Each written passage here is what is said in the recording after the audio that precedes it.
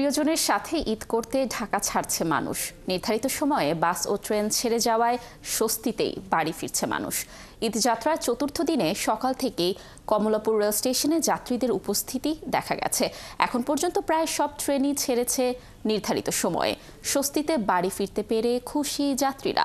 এবার লম্বা ছুটি থাকায় দুর্ভোগ এড়াতে অনেকেই আগেই পরিবারের সদস্যদের বাড়িতে পাঠিয়ে দিয়েছেন। তাই এবার ঈদযাত্রায় তেমন ভোগান্তি হবে না বলে মনে করছে রেল কর্তৃপক্ষ। এদিকে সড়কপথে আজ যাত্রীদের বেশ চাপ বেড়েছে। এছাড়া ঈদের আগে আজই শেষ কর্মদিবস, তাই দুপুরের পর থেকে বাস ট্রেনে ভিড় আরও বাড়বে বলে ধারণা করছেন পরিবহন সংশ্লিষ্টরা। আমাদের বিভিন্ন রুটে আন্তনগর ট্রেন বৃদ্ধি পেয়েছে। এখন আন্তনগর ট্রেন বৃদ্ধি পাওয়ার সাথে সাথে ওই সব রুটে আগের মতো আর ট্রেনে যাত্রী প্রেশার নাই, যাত্রীর চাপ নাই।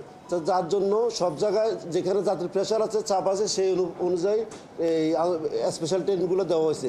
আর এখন যে ঈদের সময় একটা এই কমিউটার ট্রেন, আমরা নরসিংদী কমিউটার ট্রেন উদ্বোধন করলাম বা চালু করলাম, সেটাও তো যাত্রী পরিবহনের ক্ষেত্রে একটা ধাপ অগ্রসর হয়েছে। দর্শক, ঈদযাত্রার আরও খবর জানাতে সায়েদাবাদ বাস টার্মিনাল থেকে আমাদের সাথে যোগ দিচ্ছেন সহকর্মী শাহিদুজ্জামান সাকিব।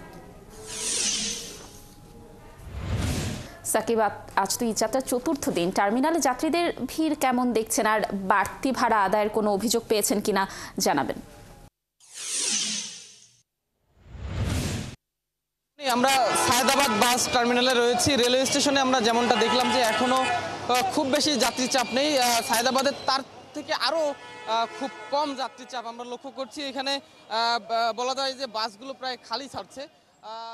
বাস কর্তৃপক্ষ বা এখানে যারা রয়েছে তাদের সঙ্গে কথা বলে আমরা যেটি জানতে পারলাম যে যেহেতু আজকে শেষ কর্মদিবস এবং এখনও অফিসগুলো ছুটি হয়নি, সে কারণে হয়তো এখন বাসে যাত্রী নেই।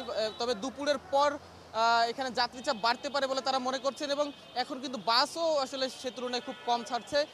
তবে আমরা সায়েদাবাদ বাস টার্মিনালে লক্ষ্য করছি এখানে যথেষ্ট পরিমাণে নিরাপত্তা ব্যবস্থা নেওয়া হয়েছে। এখানে আইনশৃঙ্খলা বাহিনী, পুলিশ যেমন রয়েছে, র্যাবের সদস্যরা রয়েছে, পাশাপাশি প্রাথমিক চিকিৎসার জন্য এখানে বিভিন্ন স্বেচ্ছাসেবী সংগঠন রয়েছে। আমরা রেড ক্রিসেন্ট সহ আরও বেশ কয়েকটি সংগঠনকে লক্ষ্য করছি। পাশাপাশি বাংলাদেশ সড়ক পরিবহন কর্তৃপক্ষের ভিজিলেন্স টিমও এখানে রয়েছে। সব ধরনের পদক্ষেপে এখানে নিয়ে রাখা হয়েছে। এখন পর্যন্ত ঈদ যাত্রা বলতে যেটি বোঝায় যে উপচে পড়া যাত্রীদের ভিড়, সেটি এখনও লক্ষণীয় না হলেও এখানে আমরা দেখছি যে কিছু কিছু বাস ছেড়ে যাচ্ছে, যেমন সিলেট, হবিগঞ্জ এবং কুমিল্লার দিকের বাসগুলো ছেড়ে যাচ্ছে। তবে বেশিরভাগ ক্ষেত্রেই আমরা দেখছি যে বাসে খুব ফুলফিল যাত্রী নেই।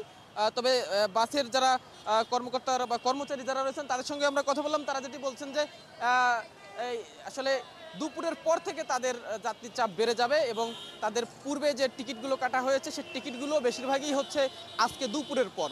যেহেতু আজকে সরকারি অফিসও অধিকাংশ অফিসই ছুটি হয়ে যাবে, সেক্ষেত্রে দুপুরের পর থেকে আজকে এবং আগামীকাল বেশ যাত্রী চাপ হবে এবং ভিড় হবে বলে তারা মনে করছেন। এবং এখন পর্যন্ত বাড়তি ভাড়া আদায়েরও তেমন কোনো অভিযোগ আমরা পাইনি। কাউন্টারগুলোতে আমরা গিয়েছিলাম, সেখানেও কথা বলেছি। সেখানে আসলে দু একজন যাত্রীর সঙ্গে আমরা কথা বলেছি, এখন পর্যন্ত তাদের কোনো অভিযোগ নেই। তো এই ছিল সায়েদাবাদ বাস টার্মিনাল থেকে ঈদযাত্রার আমার কাছে থাকা সর্বশেষ খবর। সাকিব, ধন্যবাদ আমাদের সাথে যুক্ত হওয়ার জন্য। আমরা আশা করছি ঈদযাত্রা স্বস্তির হবে। দর্শক, ঈদযাত্রার তথ্য জানাচ্ছিলেন আমাদের সহকর্মী শাহিদুজ্জামান সাকিব।